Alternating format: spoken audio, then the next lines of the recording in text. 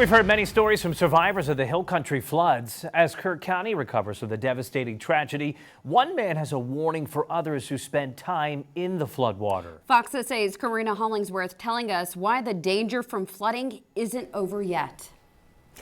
You may recognize Scott Weldon. We spoke with him days after his neighbor's home collided into his during the Hill Country flood, ripping out the side of his home, forcing him and his wife to swim to safety. He now says he's sick and the flood is to blame. We went back in looking for the dog, and I fell through the damn floor.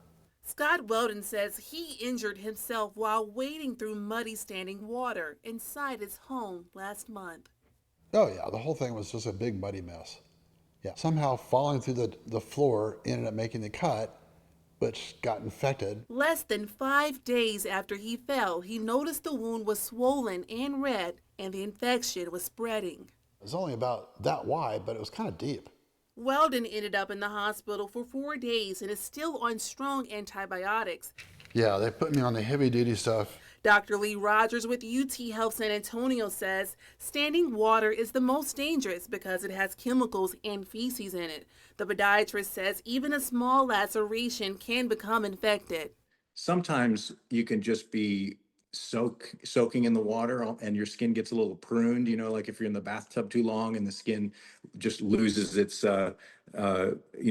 protective nature, and then that can allow an infection to get in.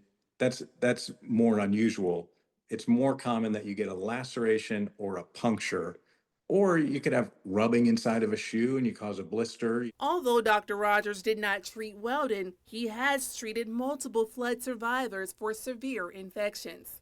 For the 2 weeks following the floods, we had people that stepped on nails that were through a board that was just on the, underneath the water. People that were lacerated by metal that was under the water, or splinters, from wood. Dr. Rogers also stresses the importance of wearing protective gear like waterproof waders for people entering flood water.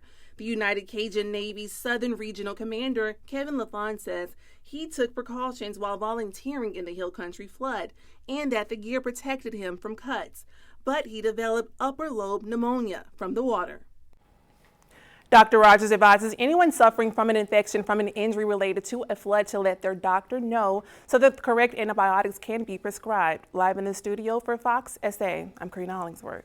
Governor Abbott also asking another county to be added to the state's request for federal disaster relief. He wants Uvalde County added, which dealt with flooding shortly after the Hill Country. According to the governor, a review of damages showed they exceed criteria for FEMA assistance.